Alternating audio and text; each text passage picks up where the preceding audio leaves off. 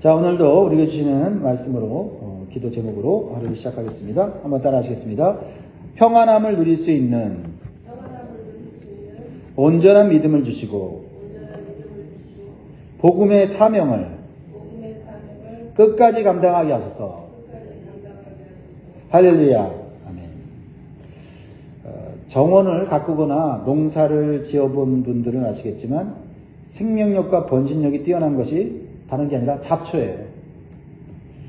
잡초의 씨는 어디에서 날라왔는지는 모르지만 한번 땅에 심겨지면 정성껏 가꾸는 꽃이나 나무보다 더 잘 자랍니다. 그래서 그것을 아무리 뽑아도 또 생기고 가만히 그냥 잠시 놔뒀다가 보면 왕성하게 번식하고 있는 게 잡초예요. 그래서 오늘 본문에서 예수님은 잡초와 같이 작고 보잘것없는 겨자씨를 비유를 들어서 복음의 생명력과 하나님 나라의 번식력을 설명하고 있어요. 보세요. 30절에 보면 또 이르시되 우리가 하나님의 나라를 어떻게 비교하며 또 무슨 비유로 나타낼까? 이 하나님 나라의 왕성함, 번식력, 생명력을 설명하려고 예수님이 고민하시고 생각하신 거죠. 어떻게 비교할까? 어떻게 비유할까? 그런데 잡초 같은 겨자씨를 통해서 하나님 나라의 생명력과 번식력을 말하고자 하는 것이죠. 겨자씨는 모든 씨보다 작지만 땅에 심겨져 자라면요 공중의 새들이 깃들일 만큼 큰 나무가 된다는 것이죠. 사실 나무는 아닌데 나무같이 된다는 거예요. 1m에서 3m까지 자란다는 거죠. 풀이 그렇게 자란다고 한다면 이게 얼마나 대단한 생명력과 번식력을 갖고 있는 겁니까? 그래서 다시 31절 32절에 보면 겨자씨 한 알과 같으니 땅에 심길 때에는 땅 위의 모든 씨보다 작은 것이로되 심긴 후에는 자라서 모든 풀보다 커지며 큰 가지를 내나니 공중의 새들이 그 그늘에 깃들일 만큼 되느니라. 별 볼 일 없는 잡초와 같은 겨자씨가 자랄 때는 별 볼 일 없어 보이는데 자라고 나면 공중의 새들까지 쉴 수 있는 그늘을 제공하더라는 거죠. 공중의 새들은 하나님 나라에 속하게 될 모든 민족들을 의미하는 것입니다. 실제로 이스라엘 나라에서 매우 작고 미미하게 시작된 기독교가 어떻게 됐습니까? 온갖 핍박과 박해 속에서도 사라지지 않아요. 오히려 핍박과 박해 속에서 더 강하게 자라나고, 그리고 복음의 씨가 로마 제국에 전파됐을 때 로마 제국을 복음화시키지 않습니까? 그리고 지금까지 세상 모든 민족에게 이 복음이 전파되고 하나님 나라가 확장되고 있다는 거죠. 얼마나 그 생명력과 번식력이 중요합니까? 오늘 본문에서 예수님의 말씀대로 그대로 되었다는 것을 우리는 확인할 수가 있습니다. 그리고 앞으로 예수님이 예언하신 대로 모든 민족들이 만왕의 왕 대신 하나님께 경배하는 때가 올 것이라는 거예요. 이게 하나님의 나라다. 이게 복음이다라는 거죠. 이 겨자씨 하나는 복음을 가진 우리 성도들을 의미하기도 합니다. 세상적인 관점에 볼 때 우리 한 사람 한 사람 보면, 그렇죠? 겨자씨와 같고 작고 별 볼 일 없는 존재예요. 그렇죠? 우리가 예수 믿는 걸로 뭐 세상에서 뭘 할 수 있어요? 세상 사람들이 볼 때는 별 볼 일 없는 것 같아요. 그래서 세상에서 핍박받기도 하고 무시당하기도 하고 조롱당하기도 하는 거죠. 그러나 복음을 가진 우리에게는 죽지 않은 생명력이 있다는 거죠. 내 생명이 아니라 예수 그리스도의 생명이고 하나님의 생명이라는 거죠. 그 생명을 갖고 있는 한 우리는 결코 죽지 않는다는 거죠. 그 생명의 복음을 전하면 다른 사람들을 살리게 된다는 거죠. 그렇습니다. 그래서 우리는 죽지 않고 살아남아서 결국 완성된 하나님의 나라의 영광과 기쁨을 누리는 존재다라는 거예요. 이것이 겨자씨 비유가 보여주는 영적 교훈입니다. 그렇습니다. 여러분, 겨자씨와 같은 복음을 가진 우리는 참 복된 존재입니다. 믿으십니까? 아멘. 한번 따라 하시기 바랍니다. 나는 복음을 가진 겨자씨다. 나는 복음을 가진 겨자씨다. 우리가 고백하면서 오늘도 힘내시고 오늘도 예수의 생명으로 살아가시기를 바랍니다. 이제 예수님은 제자들에게 이 겨자씨 비유를 통해서 하나님 나라의 비밀을 가르쳐 주시면서 그들을 영적으로 성장하도록 말씀으로 훈련하세요. 33절, 34절 보면 예수께서 이러한 많은 비유로 그들이 알아들을 수 있는 대로 말씀을 가르치시되 비유가 아니면 말씀하지 아니하시고 다만 혼자 계실 때에 그 제자들에게 모든 것을 해석하시더라. 그러니까 우리가 영적으로 성장하는 것은 뭘로 성장해요? 말씀을 배우고 훈련함으로써 성장한다. 그러니까 우리가 뭐 하나님 나라를 위해서 뭐 대단한 일을 한다고 뭐 달려나가서 막 하는 게 아니라 말씀 훈련을 받으면 그게 하나님 나라가 확장되는 일이라는 거죠. 그리고 그 받은 말씀을 사람들과 나누면 하나님 나라가 확장되는 거예요. 하나님 나라는 막 우리가 생각하는 처럼 뭐 조직을 세우고 뭐 건물을 세우고 뭐 이런 것처럼 나라를 세우는 게 아니에요. 말씀의 전파를 통해서 하나님 나라가 세워지고 그 하나님 나라가 세워지면 생명이 살고 말이죠. 그렇죠? 예. 하나님의 통치가 이루어지고 하나님이 다 하시는 거예요. 네. 그래서 우리는 비록 겨자씨 같이 보잘것없고 작지만 힘이 없지만 생명이 있는 복음이 들어가고 말씀이 들어가면 우리는 하나님의 위대한 일에 동참하고 또한 하나님의 놀라운 일들을 행하게 된다라는 것입니다. 실제적으로 오늘 예수님은 갑자기 광풍이 불어오는 갈릴리 바다 위에서 놀라운 능력과 기적을 보여주심으로써 예수님이 가지신 생명, 예수님이 가진 능력이 얼마나 대단한 것인가를 실제적으로 제자들에게 훈련으로 가르쳐주는 거예요. 예수님은 복음과 하나님 나라에 대한 말씀을 마치시자 이미 날이 저물었어요. 그래서 예수님 제자들과 함께 바다 건너편으로 가자고 요청하셨습니다. 그러자 제자들은 예수님과 함께 배를 타고 바다를 건너가요. 그런데 바다 한가운데에서 큰 광풍이 일어나서 배에 물이 가득 차게 되었습니다. 바다에 익숙한 어부들인 제자들이지만 큰 광풍으로 인해서 도저히 어떻게 그 상황을 감당할 수가 없어요. 크게 두려워합니다. 자, 37절 봅니다. 큰 광풍이 일어나며 물결이 배에 부딪혀 들어와 배에 가득하게 되었더라. 그런데 예수님 무엇 하고 계세요? 광풍 속에서 배에 물이 가득 차 오는데도 평안히 잠을 자고 계셨다라는 거죠. 그러니까 제자들은요 두려워하면서 예수님을 깨우기 시작하는 거예요. 38절에 예수께서는 고물에서 배를 베고 주무시더니 제자들이 깨우며 이르되 선생님이여 우리가 죽게 된 것을 돌보지 아니하시나이까 하니. 제자들은 주무시는 예수님을 보면서 참 황당했을 거예요. 아니 이 상황에서 잠을 주무시다니, 아니 잠이 깊이 들어있다는 자체가 이해가 되지 않았을 거예요. 제자들은 두려워하면서 예수님을 막 깨웁니다. 그리고 예수님께 원망해요. 자신들을 돌보지 않고 주무시고만 계신다고 원망을 합니다. 지금까지 제자들이 자신들의 힘과 기술로 위기에서 벗어나려고 많은 에너지를 쓰고 시간을 헛되이 보냈어요. 우리는 여기서 영적인 어떤 교훈을 받아야 됩니까?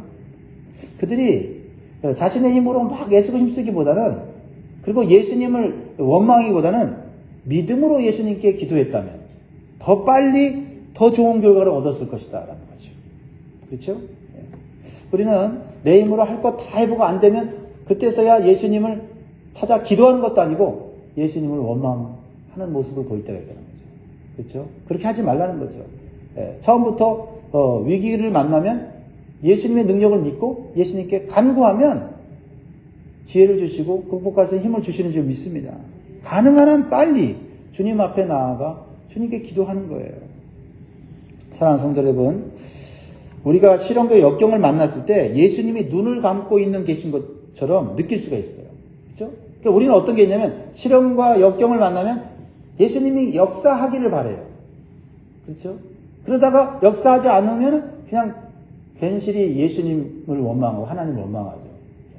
그러니까 시련과 역경 속에서 우리는 믿음의 눈으로 주님을 먼저 바라봐야 돼요. 그렇죠? 아, 주님밖에 이 문제를 해결할 수 없구나 하고 주님 앞에 나아가 간구해야 된다는 거죠. 그러면 주님께서 기꺼이 광풍을 맞은 우리의 인생의 배를 안전한 항구로 인도해 주실 줄 믿습니다. 우리는 이 상황 속에서 예수님의 모습을 통해서 배울 것이 있어요. 예수님이 어떤 모습을 보셨어요? 예수님은요, 육신의 몸을 입고 우리가 똑같은 몸으로 이 땅에 오셨어요. 춥고 배고프고 누가 때리면 아프고 이런 육신의 몸을 가지셨어요. 그 육신의 몸을 가진 예수님께서 어떻게 이 광풍 속에서 평안히 깊이 잠을 잘 수 있었는가라는 거예요. 예수님의 몸은 좀 감각이 좀 둔하셨나? 아니면 너무 피곤하셔서 깊이 잠이 드셔서 광풍이 오는 것을 몰랐을까?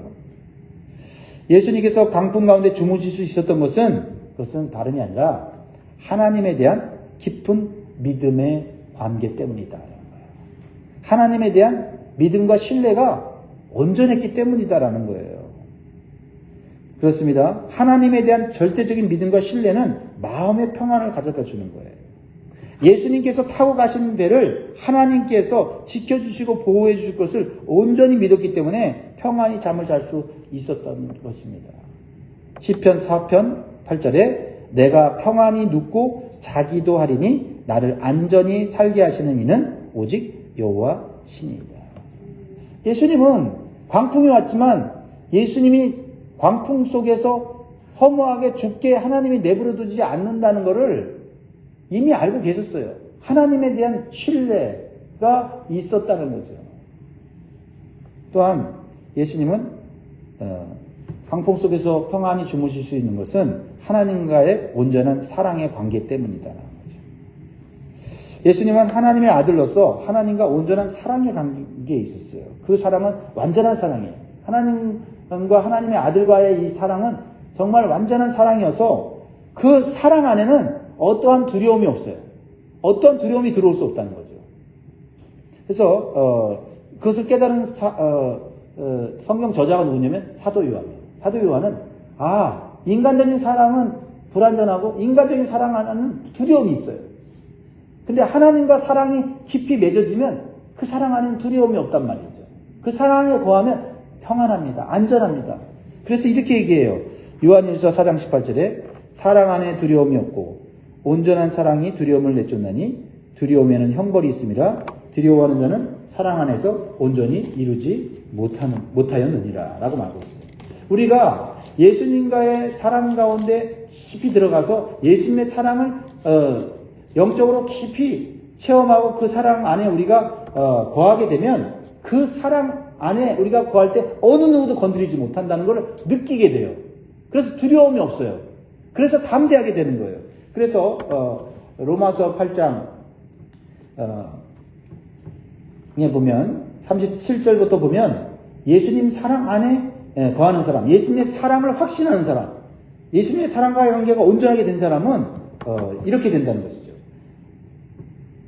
그러나 이 모든 일에 우리를 사랑하시는 이로 말미암아 우리가 넉넉히 이기느니라.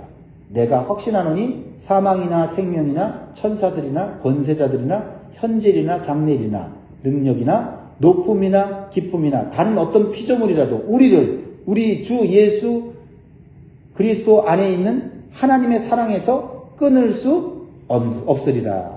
이렇게 말씀하고 있어요. 여러분, 우리가 다른 거를 갈구하지 말고 하나님의 사랑의 관계 속에 깊이 들어가도록 기도하시기 바라요. 그러면 두려움이 사라져요. 세상을 무서워하지 않아요. 담대한 마음으로 살아가게 되고 평안하게 살게 된다라는 것입니다. 또한 무엇보다도 예수님께서 광풍 속에서 죽지 않을 것을 확신한 것은 하나님이 주신 사명 때문이에요. 사명이 있는 자는 사명을 감당할 때까지는 죽지 않아요. 예수님은 그것을 너무나 잘 알고 있어요. 근데 예수님이 받은 사명이 뭐예요? 죽는 거예요. 어디서 죽어요? 십자가에서 대속의 죽음을 죽는 거예요. 근데 이 죽음은요, 스스로 자발적으로 죽는 거예요. 그래서 사명을 완수하기까지는 어떠한 위험 속에서도 죽지 않는다는 것을 확신하셨습니다. 여러분, 어떠한 생명도 하나님께서 허락하지 않으면 죽지 않아요. 잘 알잖아요. 마태복음 10장 29절에 31절에 보면 참새 2마리가 한 아사리온에 팔리지 않느냐? 그러나 너희 아버지께서 허락하지 아니하시면 그 하나도 땅에 떨어지지 아니하리라. 너희에게는 머리털까지 다 세신 바 되었나니 두려워하지 말라. 너희는 많은 참새보다 귀하니라. 여러분 기억하십시오. 여러분 생명 하나님께 달려 있습니다. 마음에 새기시기 바랍니다.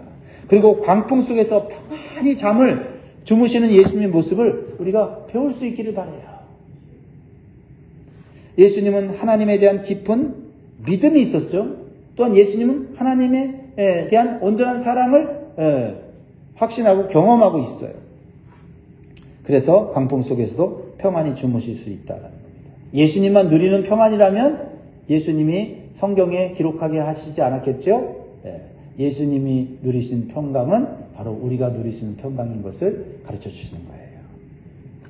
자, 우리의 삶에도 예상치 못한 광풍이 올 수가 있습니다. 그러나 그 광풍 속에서도 우리가 평안히 잠을 잘 수 있다는 사실을 다시 한번 마음속에 새기시기 바랍니다. 우리에게 필요한 것은 광풍이 없는 지역이나 환경에서 사는 게 아니에요. 다시 한번 기억하십시오. 하나님에 대한 깊은 믿음과 사랑의 확신인 줄 믿습니다. 그러나 제자들은 위대하신 예수님을 배에 모시고 가면서도 광풍을 보고 무서워했어요. 한마디로 그들은 예수님에 대한 믿음이 부족했습니다. 예수님이 누군지를 알지 못했기 때문이에요. 예수님은 자연 만물을 통치하시는 주관자이시며 하나님이신 것을 보여주세요. 자, 39절 같이 읽습니다. 시작. 예수께서 깨어 바람을 꾸짖으시며 바다더러 이르시되 잠잠하라 고요하라 하시니 바람이 그치고 아주 잔잔하여 지더라. 예수님이 누구신지를 가르쳐 주는 거예요. 우리가 인생의 배에 예수님을 모시고 가면서도 예수님이 누구인지를 알지 못하면 믿음이 없는 세상 사람들과 똑같이 두려워할 수 있다라는 거죠. 근심할 수 있다. 예수님이 책망하죠? 제자들에게 40절에 이에 제자들에게 이르시되 어찌하여 이렇게 무서워하느냐? 너희가 어찌 믿음이 없느냐? 하시니. 예수님이 지금 책망만 하는 겁니까? 아니잖아요. 그렇죠? 누구와 지금 함께 인생의 배를 탔느냐? 가르쳐 주시는 거잖아요. 바다를 잔잔케 하는 예수님, 하나님의 능력을 가진 예수님이 지금 배에 같이 타고 있지 않느냐?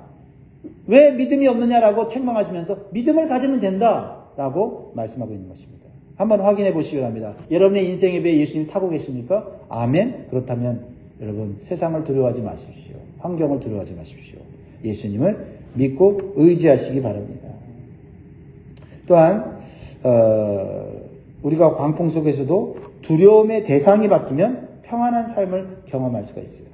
제자들이 처음에 뭘 두려워했죠? 광풍을 두려워했는데 예수님의 능력을 체험하고 나니까 이제 누구를 두려워하냐면 예수님을 두려워한다. 이게 참 좋은 현상이에요. 이게 믿음의 성장이다 말이죠. 자, 41절 보세요. 저희가 심히 두려워하여 서로 마르되 저가 누기에 바람과 바다라도 순종하는가 하였더라. 지금 누구를 두려워하고 있어요? 방금 전에는 광풍을 두려워했는데 지금은 예수님을 보고 두려워하고 있다. 여기에 우리가 이 세상에서 어떤 마음으로 살아야 하는지를 깨닫게 해주죠. 세상을 두려워하던 마음이 하나님을 경외하는 마음으로 바뀔 때 참된 평안함과 안전함을 경험하게 살게 될 것이라는 거예요.